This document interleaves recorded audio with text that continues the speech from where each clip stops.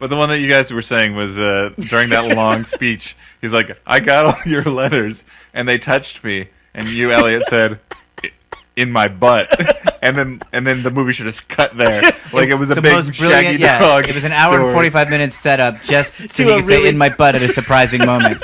And then a huge bait and switch. He says right seriously, in my butt. And then you just see him real quick glance off camera and then boom, cut. Yep. Like so all the credits in 15 seconds end. black. With music like this. But he wants you to know that he knows it's a joke. And he knows he just wasted 2 hours of your time. If they did that and then they actually took the real snippets from reviews to use in their advertising, all they would be like, what? No, really? It would. People would. The first weekend that movie would sell out everywhere. Yeah, you'll never guess how it ends. There would be rioting in the theaters. It would be Except like the for riot of spring. Dadaists would show up and be like, finally! They would like be super excited. The ending bears out the rest of it.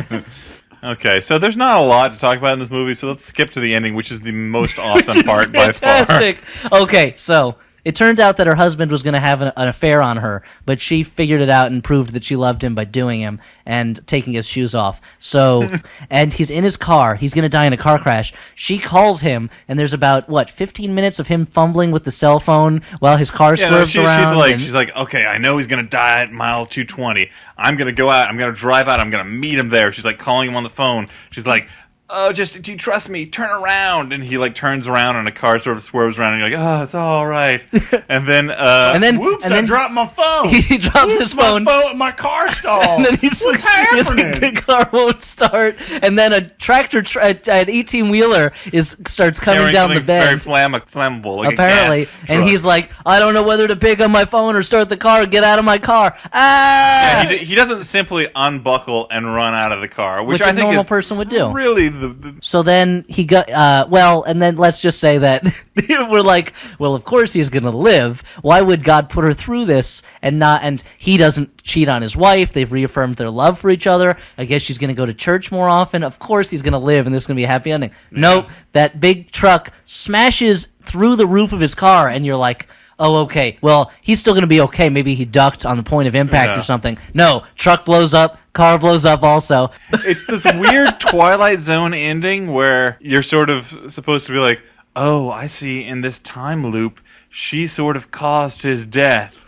by knowing about his death. But there were so many coincidental little things that had to happen. Well, but not even that. Like, just like that sort of chilling ending doesn't work if you've set up the idea that the whole point of this is that God is testing her or something. Yeah. You know, like God comes off very badly in this film. She wakes up the next day. They're moving out of the house that he bought for them because I guess too many memories. And she sits on the edge of her bed and she closes her eyes in slow motion, gets up, and she's pregnant. That night of last love with her husband has borne fruit, as God meant it to. Cut to black, credits. And that's the end of the movie. No closure. And so God decides to throw her a bone, so it's not totally bad for her. Wow. What a and the bone in the form of a new baby to squirt out of her box. You know what? This You're so sensitive, Stuart.